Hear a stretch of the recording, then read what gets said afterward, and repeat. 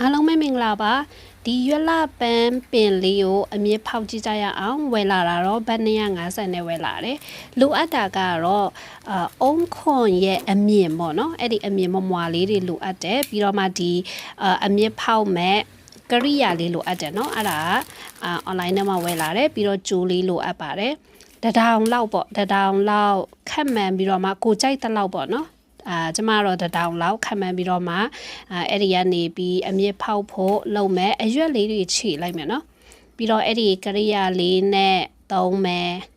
တကယ်လို့ဒါမရှိလို့ရှိရင်လည်းဓာတ်ထက်လေးနဲ့ပေါ့နော်လုပ်လို့ရတယ်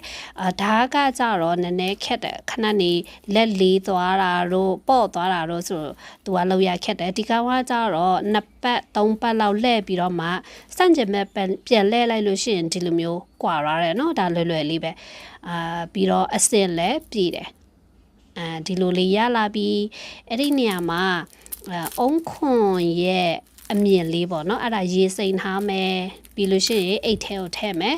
အဲ့လိုလေးခွာပြီးတော့မှပတ်ထားမယ်နော်ကျိုးနဲ့မြင်းမြဲလေးခြိထားမယ်2ခု3ခုလည်းရတယ်အဆင်ပြေတယ်လို့ပေါ့နော်ပြီးတော့မှဘယ်နှစ်ရက်ကြာထားမလဲဆိုတော့ဒီ plastic လေးလာကြည့်လိုက်ရင်ရတယ်အမြင့်ပေါက်တဲ့အချိန်ဆိုရင်ရွှေ့ပြီးစိုက်လို့ရတာပေါ့နော်ဝေါကြည့်ပါအောင်အမြင့်တွေအရန်များတယ်နော်အမြင့်ဖောက်ထားတဲ့ဟာလေအမြင့်တွေအရန်များတာအပင်ပြန်ပြီးတော့မှစိုက်လို့ရပြီเนาะဒီအောက်ကနေဖြတ်ပြီးတော့မှအပင်တပင်စိုက်လို့ရတယ်အပေါ်ကဟာရောအပေါ်ကဟာဆိုကြည့်အောင်ဒီမှာအပင်လေးတောင်မှအပင်တစ်လေးတွေတောင်မှထွက်လာပြီเนาะအကိုင်းတစ်လေးတွေထက်လာပြီဒါညှက်ရတော့မယ်เนาะဒါဖြတ်ပြီးတော့မှပြန်သားစိုက်ရမှာ